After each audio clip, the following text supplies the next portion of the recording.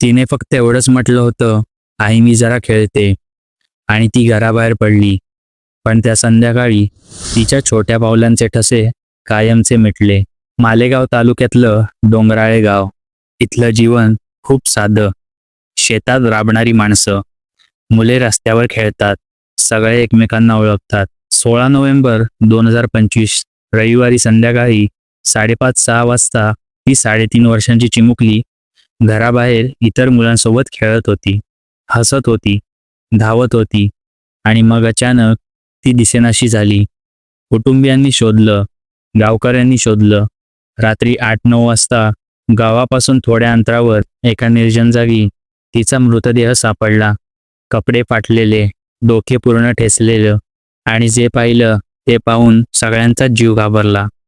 Postmortem report सांगतो, लैंगिक अत्याचार झाले होते. योनिमार्गात गंभीर जखमा होत्या आणि डोक्यावर प्रचंड वार होते. मेंदूत रक्तस्राव, मृत्यू डोकं ठेचल्यामुळेच झाला होता. पण प्रश्न हाच होता, कोणी, का आणि एवढी क्रूरता का?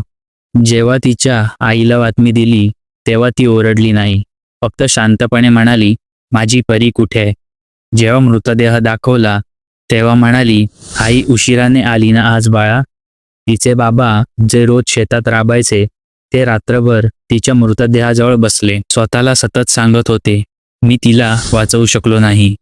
गावातल्या प्रत्येकाच्या डोळ्यात पाणी होतं, कारण ती सगळ्यांचीच मुलगी होती. गावातले काका सगळेच विश्वासाचे, पण त्या दिवशी एक काका विश्वासघातकी ठरला. पोलीस इन्स्पेक्टर प्रीतम चौधरी आणि टीम तात्काळ घटनास्थळी पोचली. इतर घेतलेल्या मुलांच्या जबाबानुसार त्यांनी सांगितलं, ती शेवटची विजय काकांसोबत दिसली. विजय संजय खेरनार, वय 24 वर्ष, गावातलाच कापड कामगार.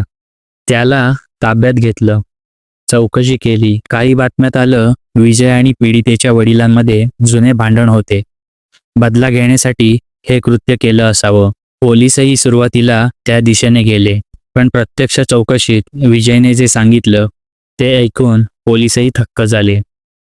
फॉरेन्सिक चाचणीनुसार विजयने शांतपणे कबूल केलं, मी तिला चॉकलेट दाखवून दूर नेलं. ती मला ओळखत होती, म्हणून ती माझ्याकडे विश्वासाने आली. नंतर मी तिच्यावर अत्याचार केला. ती खूप ओरडली, रडली. काका सोड म्हणाली. मला भीती वाटली की हे बाहेर येईल, म्हणून मी दगड उचलला आणि वार केला जोपर्यंत ती शांत नाही झाली. फॉरेन्सिक रिपोर्टनुसार योनिमार्गात गंभीर इजा, रक्तस्राव, डोक्यावर एकाच जागी वार नाही तर अनेक वार. खूप मोठा दगड होता. मृत्यू तात्काळ, पण ती जिवंत असतानाच शेवटचा वार केला गेला. कोणताही बदला नव्हता, ती फक्त विकृती होती. संधी मिळाली आणि नराधम बाहेर आला. आरोपीला रात्रीच अटक झाली. 17 तारखेला कोर्टात हजर केलं गेलं. 20 नोव्हेंबरपर्यंत पोलीस कोठडी सुनावली गेली. दुसऱ्या दिवशी गावकरी रस्त्यावर आले. मालेगाव कुसुंबा रोड ठप्प झाला. मृतदेह ताब्यात घ्यायला नकार दिला. फाशी दिल्याशिवाय आम्ही तिला अग्नी देत नाही. चित्रा वाघांसारख्या नेत्यांनीही आवाज उठवला. NCRBच्या आकडेवारीनुसार दरवर्षी हजारो बालके अशा गुन्ह्यांना बळी पडतात. पण प्रश्न हाच, आपण कधी जागणार? ती चिमुकली परत येणार नाही, पण तिच्या थंड झालेल्या छोट्या हातातून आपल्याला एक संदेश मिळाला आहे, मला न्याय द्या आणि माझ्यासारख्या इतरांना वाचवा. आता सांगा, ही विकृती कधी थांबणार? तुम्ही काय करणार?